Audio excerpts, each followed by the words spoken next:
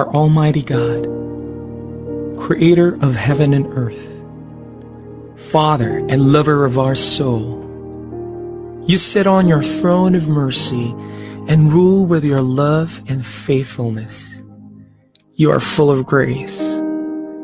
We acknowledge your presence in our lives.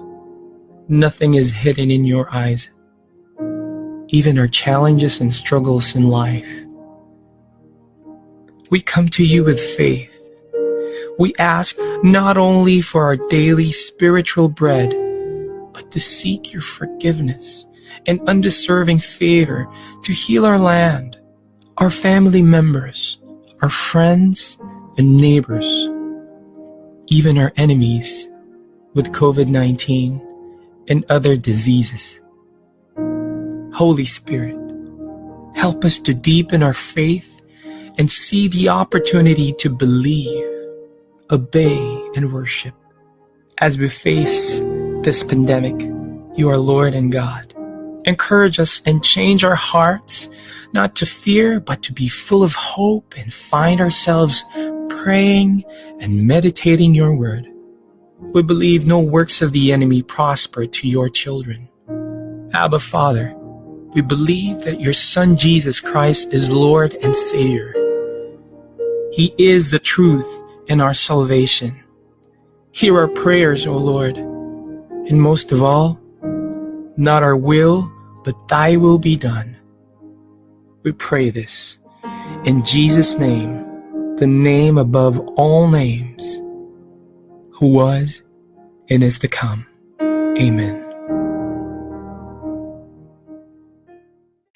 The views and opinions of the producers, hosts, and guests in the show do not directly reflect the official stand and policies of the management, the network, and the company.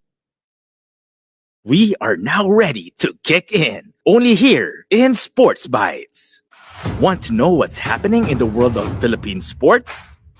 Sports Bytes brings you latest news and trends in your favorite sports. Hear your favorite athletes and sports leaders tell their stories on just about anything that matters in sports. So sit back and relax as we bring Sports Bytes, only here in BigMedia Philippines, your home digital media network. Hello and welcome to another episode of Sports Bytes Philippines in cooperation with BigMedia PH. For this episode, we talk about the NBA. With the playoff picture now taking shape, there were several teams who had an unceremonious exit. Joining me is a well-respected individual, someone who has written several books. He has had the privilege to meet and talk to multiple NBA players, making him the perfect sports scribe to talk about basketball. Everyone, please welcome veteran American scribe, Mr. Roland Lazenby. Hello, Brian. Hello, sir. It's nice meeting you and seeing you again and for another round of talks. Likewise. Okay, so let's get to it. Let's start the first segment. NBA playoffs at a glance. Were you surprised with what happened now with the NBA? How it's shaping up? Yes, it's always hard. I edit Lindy's Pro Basketball Annual here in the United States. And every August, I have to try to gaze ahead to see what's going to happen. If you looked at things, it seems like 10 years ago that the Brooklyn Nets were assembling this whole roster for a second run at things. And you were figuring that the available talent with Kyrie Irving and James Harden and Kevin Durant and all those fabulous role players they had, that if you just looked on paper, they were the shoe-in for things. And so many things have gone on to change that. There were a lot of people who were excited about the Los Angeles Lakers on paper with the acquisition of Russell Westbrook, and that was a sure thing. Well, there are no sure things, except that we do know that the two teams that closed out last season in spectacular fashion are back at it again this year. The Phoenix Suns, they had a fabulous run to the NBA Finals last year. I must admit, I personally discounted that. I mean, it was a great season and I loved it. But, Chris Paul, their great point guard, getting up in years. And I just thought, maybe that was a one-time thing. They've just had such a fantastic season. Chris Paul was injured. Injury comes with age. And boy, that team just kept on its great pace, even without him there. Now, they're much more potent with him on the floor as we're seeing again. But they have such great coaching. And they have so many talented young players, and they play hard and smart. And so I have a newfound respect. They've taught me a lesson. And of course, the tendency is to think that what Giannis, the Greek freak, did in Milwaukee was another flash in the pan, that, they had their time for 2021, but in 2022, all the big guys would say, okay, you had your minute in the spotlight, time to get out of the way. Well, both of them are back. Both of them are playing very well. Both of them are very formidable here as we head into another playoff season in the USA. So do you think that the Phoenix Suns, they have the best record right now heading into the play-in tournament. Do you think they can sustain that until the end? Well, I'm not going to bet against them a second time. I do think that obviously the Western Conference is still loaded with good teams. And, the Warriors are interesting. Denver, the Denver Nuggets, an interesting team. Utah Jazz, an interesting team. There are a number of those that even the Dallas Mavericks, they have a different look. And a lot of people consider them an excellent dark horse to do some major things. But, Phoenix is really sound in the identity. And that begins with the coaching, and it's There are a lot of dandies in basketball coaching, but Phoenix isn't led by a dandy. It's led by just a solid guy, and Coach Monty. And so I tend to really treasure consistency. And I think Phoenix has offered consistency for a good while now, a good run of months. I think the same thing in Milwaukee. Teams learn how to play at a high level, and it's learning how to bring it all together at a deeper level where people care on a different level. The more success, it really prepares them to have even more success. And so I start my thinking there. But I am excited. The Eastern Conference is more competitive than it's ever been, even though it's been, I don't know, a pretty dizzying season in terms of everybody trading places and jumping around and doing all sorts of stuff. How about the Miami Heat? Are you surprised that they're on top right now? I am not.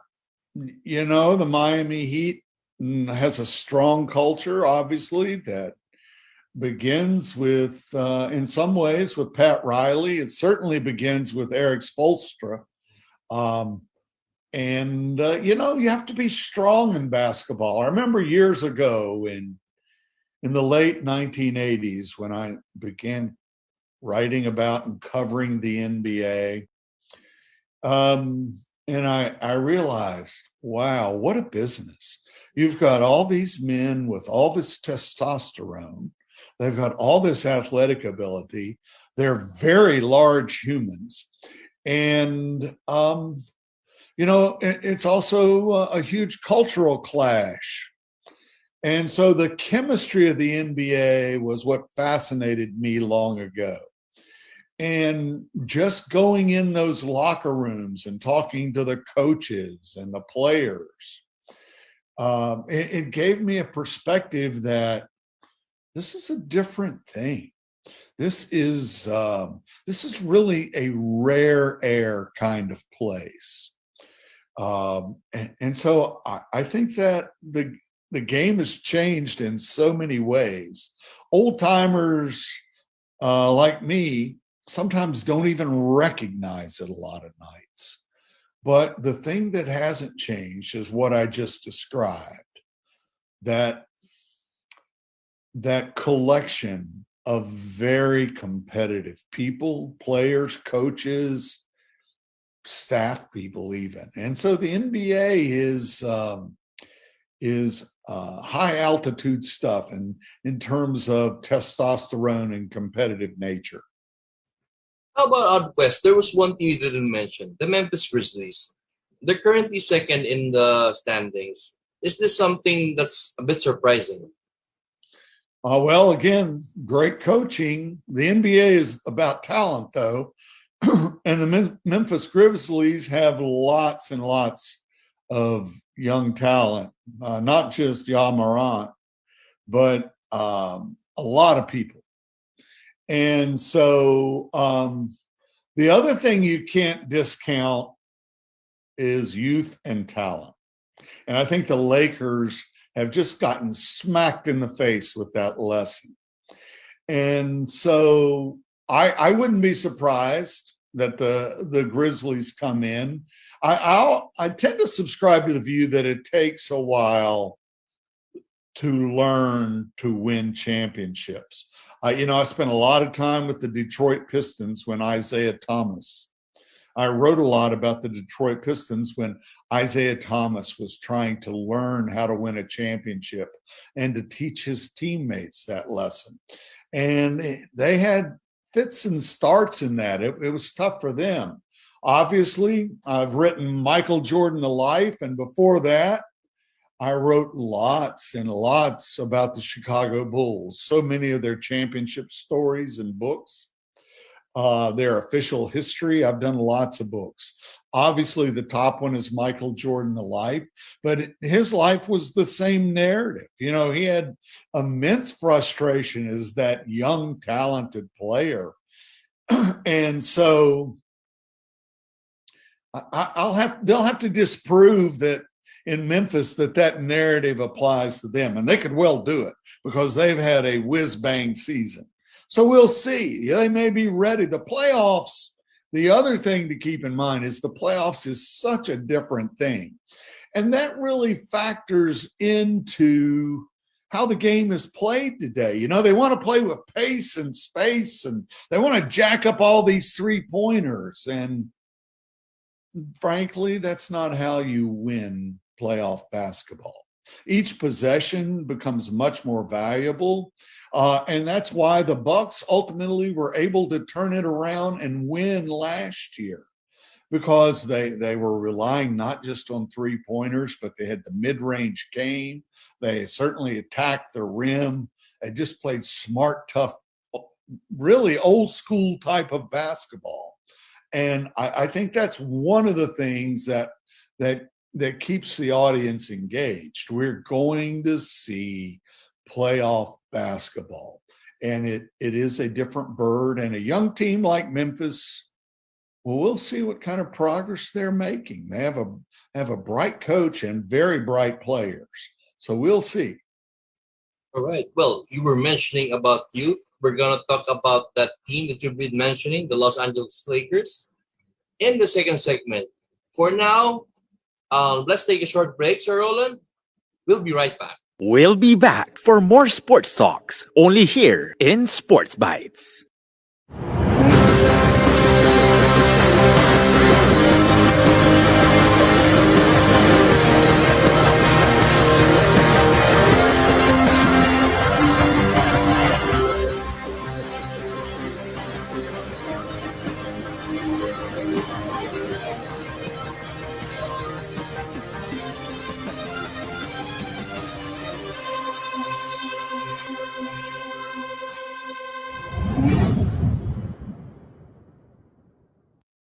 Here now is the program for the millennials that will showcase young professionals' worth, aspirations, and successes in doing what they believe is right, progressive, and inclusive. Join them as they discover the path to self and societal fulfillment while making a difference. Hosted by empowered and cool millennial Erica Mizon, together with her fellow millennials, they will be making a difference. Only here on V81 Radio, Manila.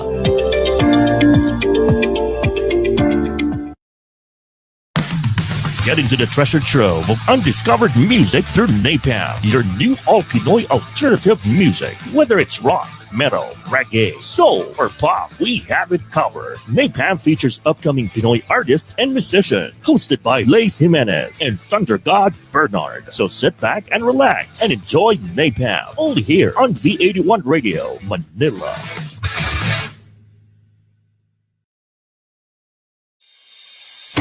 It's a tough business out there. So many uncertainties, operational difficulties, deadlines. We provide the solutions and services that your company needs at the best price, guaranteed, with our global principles.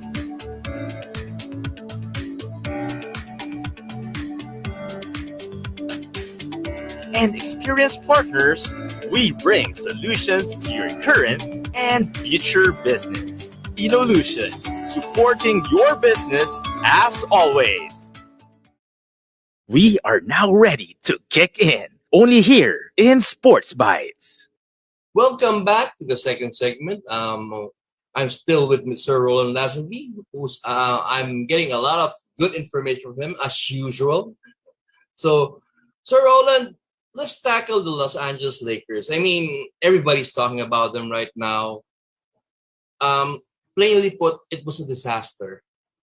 I mean, what do you see went wrong, or was it wrong in the first place when they built this team before the season started?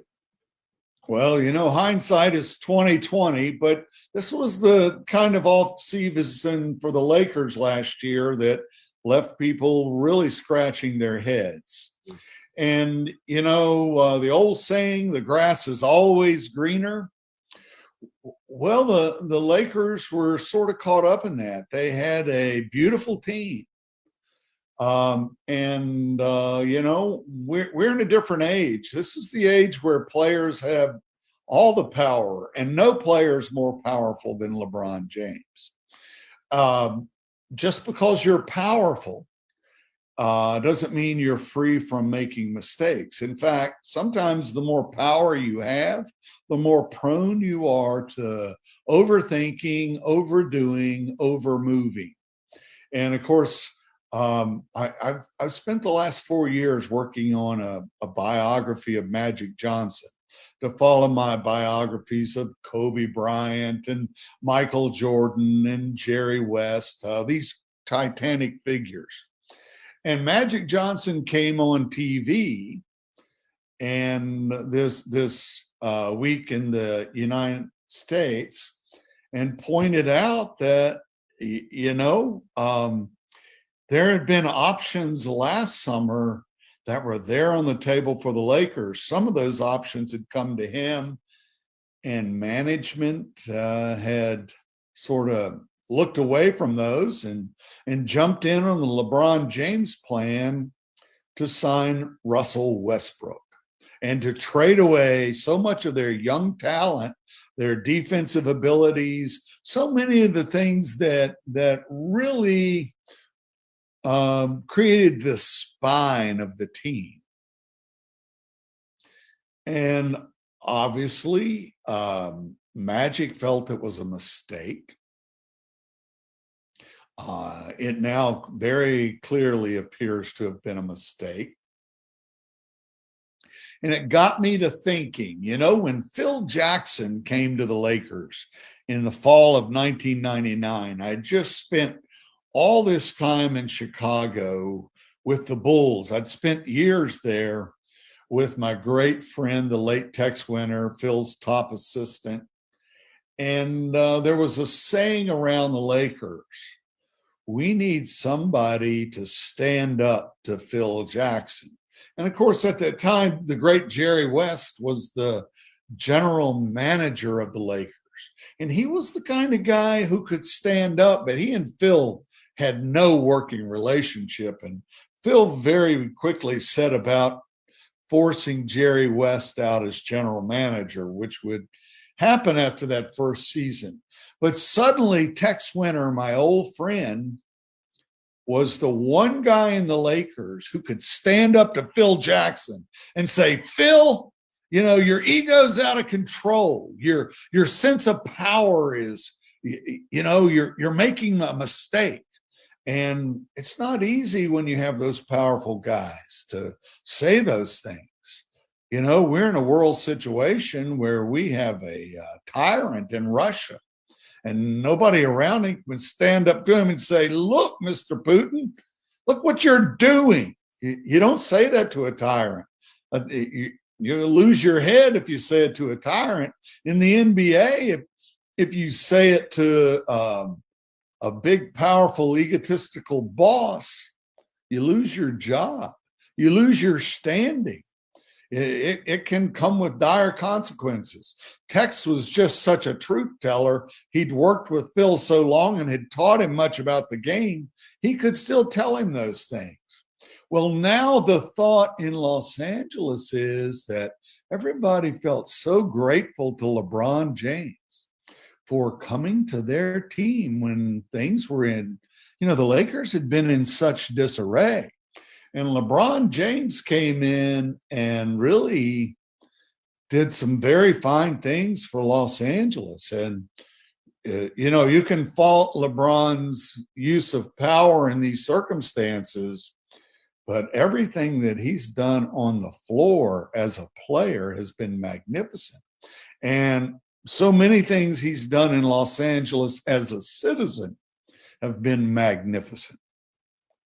But the saying in Los Angeles now is there's no one in the Lakers. They're also appreciative, and no one who really has that standing to say, LeBron, you're out of control. You're getting ready to throw away a perfectly good roster, a perfectly good set of players on a wild gamble that somehow Russell Westbrook is going to come in and be the one leopard in all of nature to change his spots, particularly an old leopard. And so Russell Westbrook has not changed his spots.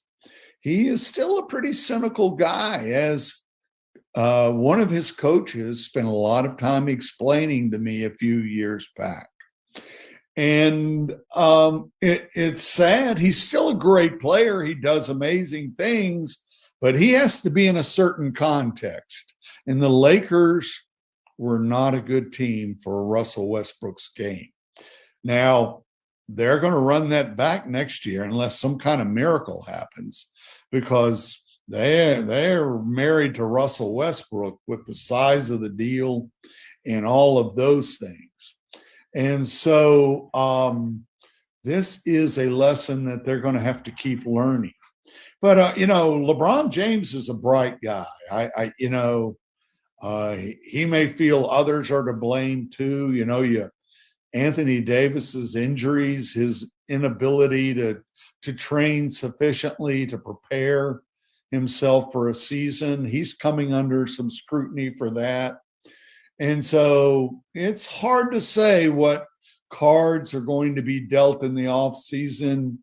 Is Coach Vogel going to get fired? Is Coach Frank Vogel? Is the top basketball executive, Rob Pelinka, is he gone because he's not strong enough to stand up to LeBron? We won't know those things, but it is Hollywood. This is a soap opera. And so we're going to have plenty. We're going to hear lots about it in the media because the Lakers are the ordained ones. Meanwhile, I love all these other teams that are just playing great basketball, like the Miami Heat. They've had their moments and their drama, and, they've withstood it. And answering about, your original question about the Heat, Coach Spoelstra is a guy very used to being around lots of testosterone. And he's a guy who knows how to handle that. And he's got a fair amount of it himself. And so what we'll find in the playoffs is that going to work for the Heat? There's Philadelphia in the East. You still can't, Brooklyn's in the play-in thing now, but you still can't count them out because we know how deadly Kevin Durant can be. I mean, he almost delivered big things last year with a much depleted roster. And,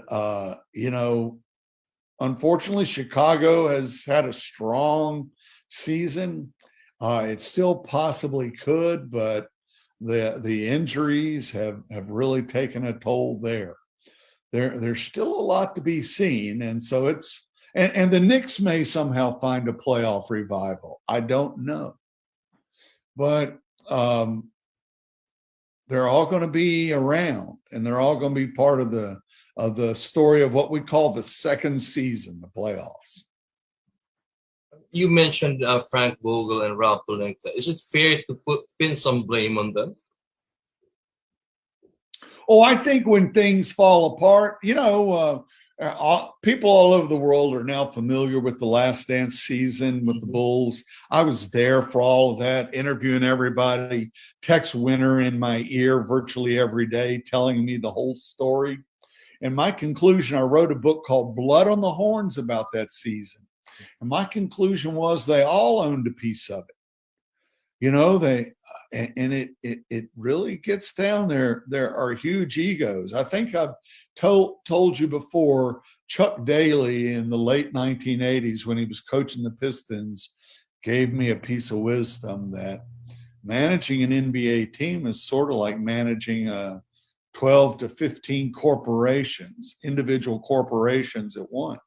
And that's the power of players today in this age of media and sports and huge money, unbelievable money for players. And so everybody, Pelinka, Vogel, James, you go right down the list.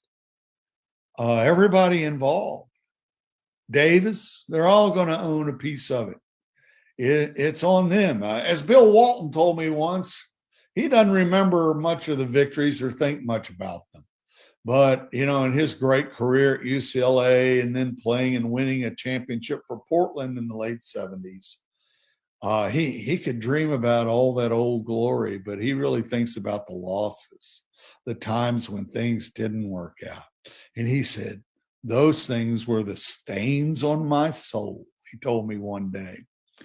And so they all got some stains on their souls when you let a season and an opportunity get away, especially LeBron James. I mean, he is a locomotive. He came in at a very young age. He has the opportunity to stack up all the most points, all of this and all of that. And every year the window gets a little tighter for him. So he missed a huge opportunity this year. And he certainly overshot in terms of his planning and his thinking.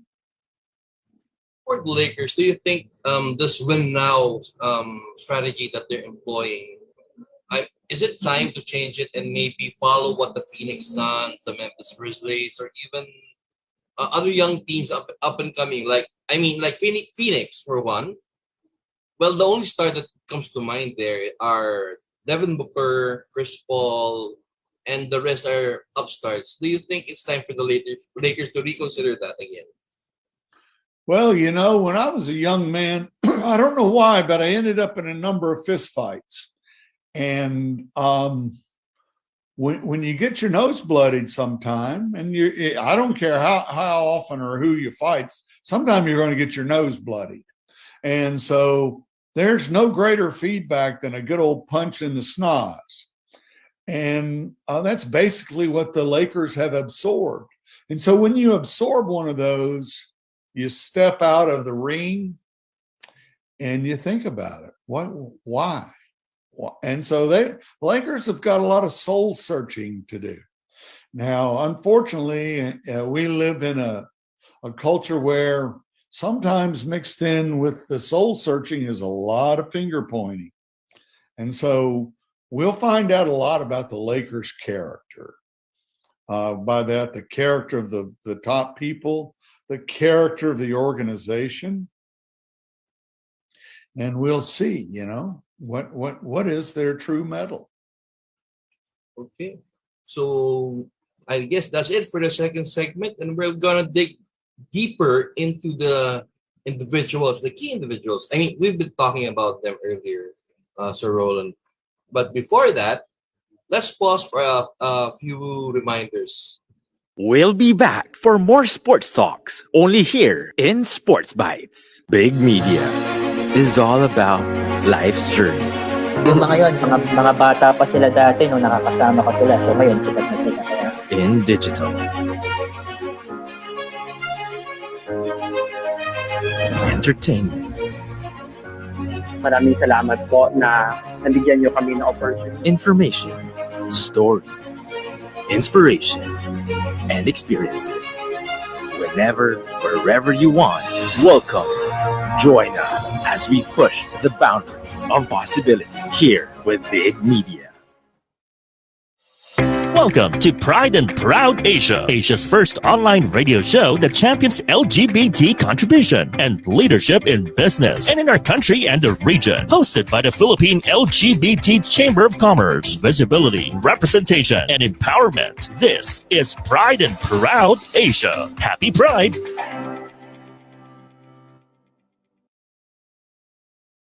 Evolving your communities to be the linking, bigger, and preferred group, growing and scaling, becoming bigger and better. Let us build out these business milestones for your company as we lead you to amplify and reach out and engage here at Talk Shop Asia Power Network Season 3, hosted by direct selling sensei Jojo Barakias. and ASEAN EduTech leader, Dr. Alex Reyes, co-hosted by Organizational Development Network champion, Maricar Sandalo. And we have digital culture and lifestyle coach, Joshua Ravales, with the founding anchor, business and transformation mentor, Rolly Pagaspas. So now, take your journey, lead the pack, and unleash your power while we do the rest of the work for the CEOs, communities, and sustainability of TalkShop Asia Power Network now on its Season 3. Malayo ang tingin. Malayo ba ang tingin mo sa hinihintay mong tricycle? Uwing-uwi ka na ba? Kaya pa ng legs mo. Tricycle hailing app Para Hero is here to serve you. Through the Para Hero mobile app, you can easily book your tricycle ride within your community all day, every day. So whether you're at home, your favorite place, or gusto mo na talagang umuwi, ora mismo, Para Hero app is here for you. Just download Para Hero mobile app in Google Play. Register, it's that easy, and you're ready to book. Para Hero is initially available in BF Homes Parañaque and Las Piñas area. But soon, sa community mo din, malapit na po, Para Hero, para sa pasahero.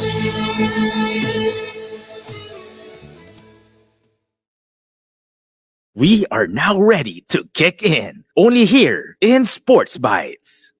Welcome back here. We are in the third and final segment, and now we're going to go deeper into the Lakers, particularly the players. Well, there's no other name that comes to mind than Russell Westbrook.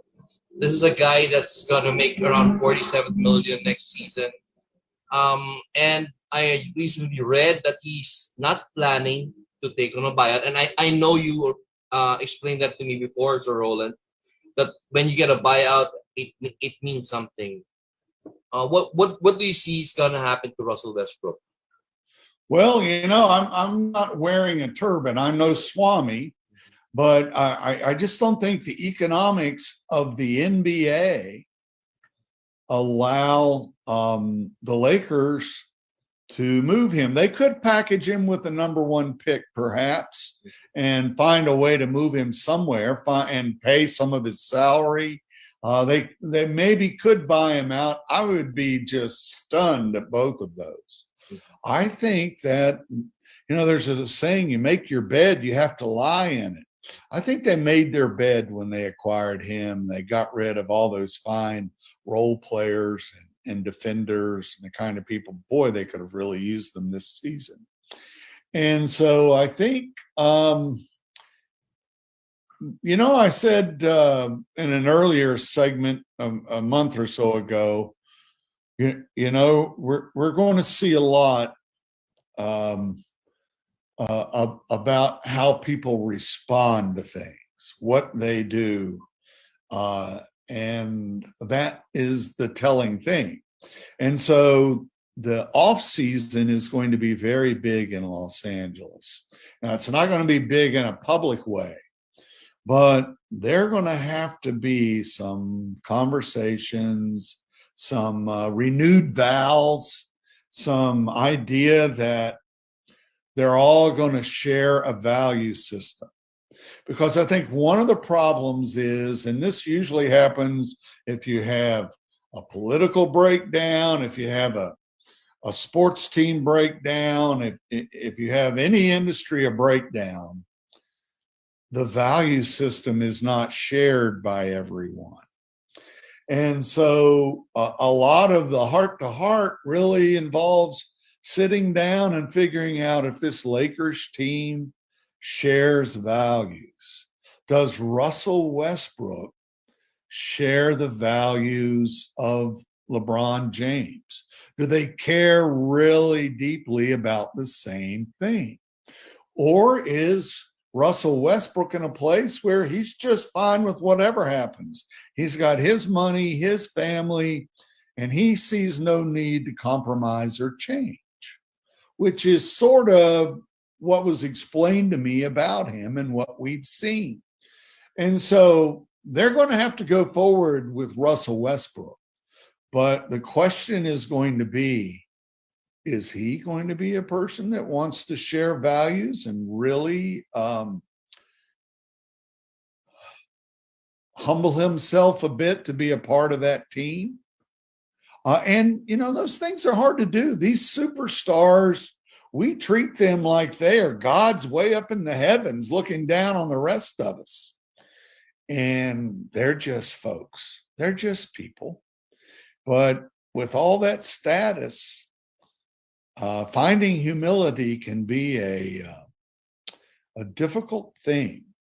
It has been made worse because the fan base in Los Angeles has not been happy with Russell Westbrook. And the media, have not been happy. He's been called out by a variety of people. And so he's quite a mystery sitting there. In fact, it's Hollywood. They love mysteries. They love to make movies about mysteries. Well, they've got a mystery on their hands now. Well, we saw, we were talking since the start of the season that Westbrook needs to adjust. And it's already the end of the season and still there's no improvement. I'm thinking, correct me if I'm wrong, sir, is this an indication of Westbrook's game declining? Or is it just really seeing him not being on the right team? Well, it is true that certain players are ball dominant, and we've created an age where players have to be ball dominant, certain ones, these guys, and the success comes in getting them to be less ball dominant.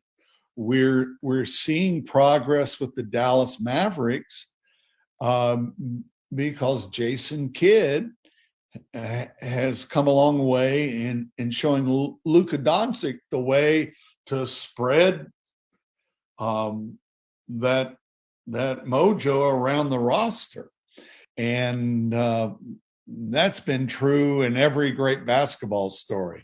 It was true of Michael Jordan and the Bulls. That's why the triangle offense was used. The Philippines, gosh, I can't think of a greater object lesson than the great Tim Cone's teams. That is basketball at its source. When we love the game, we love the 5-man concept, the sharing. Yes, we sell tickets in the NBA with superstars. You got to blow it up big. And the Lakers are a team, they always got to have some big names to sell all those season tickets, because that is some high price real estate sitting courtside in Los Angeles. And so the star power, the lights, the wattage, all of that's so big, it's blinding. And so, again, shared values. Are they going to get back to just playing basketball? Or are they moving up and down the court and hauling around huge egos with it? That's very hard. You can be one of the fastest guys in the NBA. You can be an incredible leaper. You can be quite a dunker. But if you're hauling around a huge ego, boy, that creates a degree of difficulty. That really obliterates a lot of shared values. I don't know. We're going to find out. But, we have to have these big stars. I don't write my books about role players. I have to write books about great, big, powerful stars, because that's what everybody wants to read about. You don't create your shows and write your stories about a whole lot of role players. True. All of the fan base wants to know about the stars, but we need to know about those stars. What is their shared value system with their teammates? Are they really cognizant of what basketball really is? The team game, the shared ball, the things that have been around and endured for decades and decades. Okay, let's shift to the main guy, LeBron James. I mean, I guess he was expecting to win a title, and he's not getting any younger, and the injuries are starting to show. What do you think's going on in his mind right now? I mean, there are suggestions that he might be thinking of jumping ship, joining another team. I don't know. What do you think? What was your assessment on LeBron James right now? Well, that requires some fine tuning inside the minds of a very powerful man in terms of his world. And, I've said this is the age of player power. It used to be the owners had all the power just about in basketball, and the owners were a mixed lot. You had a few owners who were very wise. You had a lot of them that made lots of bad decisions and were goofy and screwed up a lot of things. And so I don't view the age of player power as a bad thing, but I don't think players are infallible. They may do a better job sometimes than the owners, but that's not guaranteed. And obviously this year, LeBron James, whether he'll ever admit it or not, really pushed the wrong agenda. He misjudged. And he did that late in his career when you're supposed to be wise. Now, he has shown plenty of wisdom in his life. And so but he also doesn't suffer things that go contrary to his interests very well. And so we'll see where this heads. He is older. He is magnificent in his approach and what he does. As far as his on-court play, you can't fault that. He's willing to sacrifice and move around. He is not determined to be ball dominant himself, although he's perfectly capable of dominating the ball. But he was taught right at a young age, and he has those instincts. He has that piece of value system. I think that the one knock in his legacy, and I think it is probably true of the age, not just LeBron James, is that he's jumped around a bit to sort of go where the grass was green, where the winds were blowing gently, and just do what suited him. And so if he takes off for yet another team, that may come to be viewed as cynicism. I don't know. That's his calculation. And he has lots of people helping manage his career, people that he's known for a long time, representatives that by virtue of representing him in themselves have a lot of power. And so they're going to have a power powwow there in Los Angeles. And they're going to look over things. I don't think that Jeannie Buss, who is the owner / executive in charge of things, is going to be eager to see LeBron James walk out the door. So the difficulty is the Lakers need somebody to stand up to LeBron James, but that's a phrase that needs to be in quotations, because that also requires a lot of subtlety and a lot of context. And, they haven't been working together forever. So we'll find out how good those relationships are in Los Angeles. A lot of noise is being made about the trading of Anthony Davis because of his injuries and his lack of clarity on off-season conditioning. I don't know if that's true or not. I'm not around with him in the summers looking at what he's doing. But that is the noise. And so We'll just have to see. It is a big drama. It means that folks who write and talk about basketball are going to have to do a lot of writing and a lot of talking about the Lakers this offseason, because not only is the NBA all about star power, but that's especially true in Hollywood. And it is a big deal.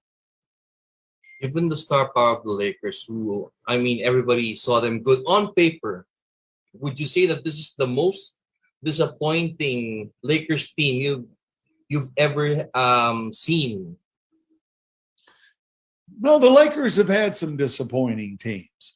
And those things often come when you engage older players who have big reputations. And if you're in the business of selling star power, well, I've said in my book on Magic Johnson, there's nothing sadder in all of Hollywood than a star whose time has started to pass. And so the Lakers have had their share of sadness in that regard, despite all those championships they've won. But they've also won some championships with older players who have Jerry West and Wilt Chamberlain and Elgin Baylor finally won a championship together in 72. And they were not young players when they did it. I would say that,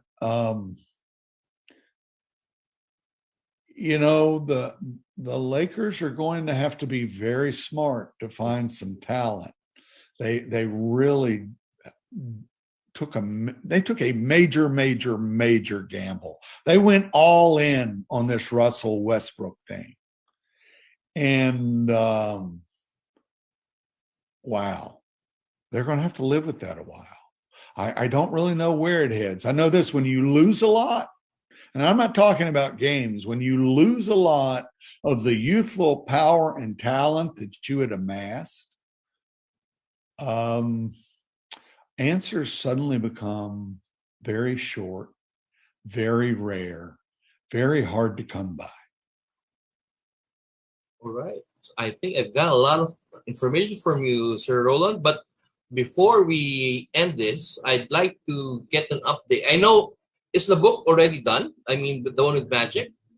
Well, yeah, I have an 800-page manuscript, and I just went to hear Magic speak at a traditionally Black college in the United States.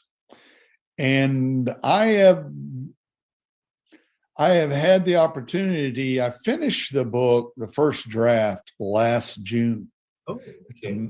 It's a huge undertaking that has challenged my life like no other project. And that's saying a lot, because I wrote a 700-page book on Michael Jordan, that is in 20 languages around the globe, 21 now.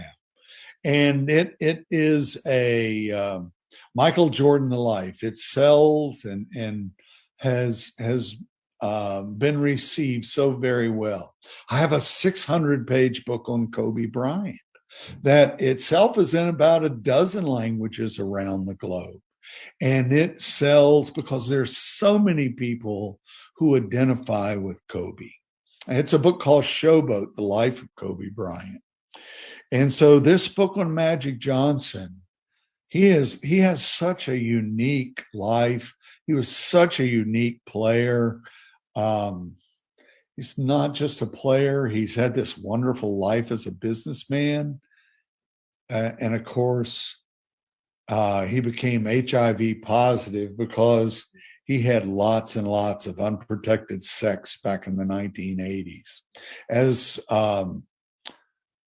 As sometimes movie stars or sports stars or very popular public people are wont to do.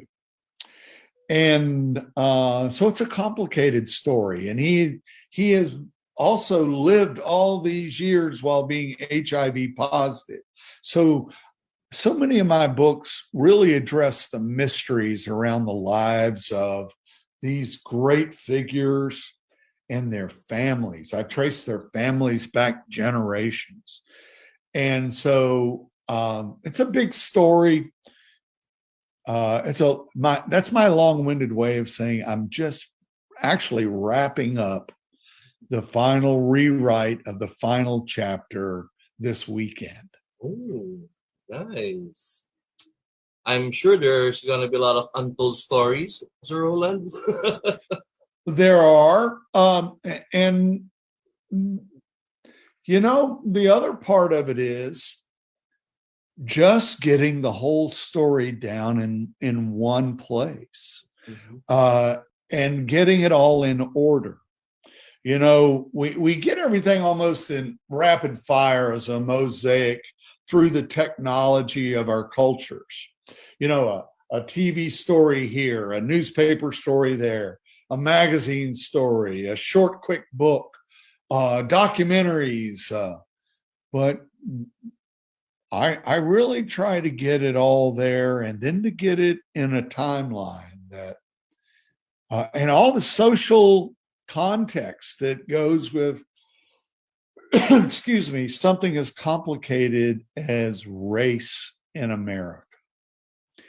And so Magic Johnson's life is a quintessential American story in so many ways. And it's a global story with HIV and the millions of people who have died from AIDS. And so it's just taken a while to put all of this together and to try to be very thoughtful about it, and to have a good, entertaining read that people like turning the pages on. Is there any target date for release of the publication? Yes, it will come out in the fall of 2023. Oh, okay. The publisher will have to take time and editing and preparing all the marketing and all of the things that go into a big book like that. That's one book I'm sure I need to get. Hopefully. Oh, I certainly hope so. You know, the Philippines is one of the world's great basketball cultures. And when you speak of shared values, it is one of the shared values globally. And so I think I've expressed before how important the Philippines has been to me. And I know it is to other people who love basketball, who write about it, who broadcast about it. It is part of that great connection. You know, there are cultures in the United States. Certain states are very big basketball cultures. Pardon me. Obviously, the University of North Carolina and all of the ACC centered in North Carolina makes North Carolina this fabulous basketball culture. And then, of course, there's the Midwest with Chicago, and there's maybe no state like Indiana in terms of, and so the Philippines is right there. And then the state of Kentucky with the great University of Kentucky tradition. And then everywhere you turn, there are states like Texas that, you know, has teams bubbling up, whether college or pros. And we haven't even talked about Los Angeles and all the great UCLA teams of John Wooden, and then the great Lakers Showtime teams, and on into the Kobe, Shaq era and beyond, and LeBron era. And so these cultures, I think the Philippines is right there hand in hand with those great cultures. And they identify themselves primarily, in my mind, through the passion of the fans, but also in the quality the basketball played. And I should have silenced my cell phone. That's I'm your okay. usual nitwit. I apologize for that. No problem, sir. We're about to end anyway. I'd just like to ask, sir, before we end the show, your final words or thoughts you'd like to share, or if you want to greet anybody or invite our viewers. Well, I just want to let that cell phone finish ringing. Okay. My thought that is so important is the great pride that fans in the Philippines take in their game, in their leagues, in their traditions. And I just think you can't have anything finer in a culture.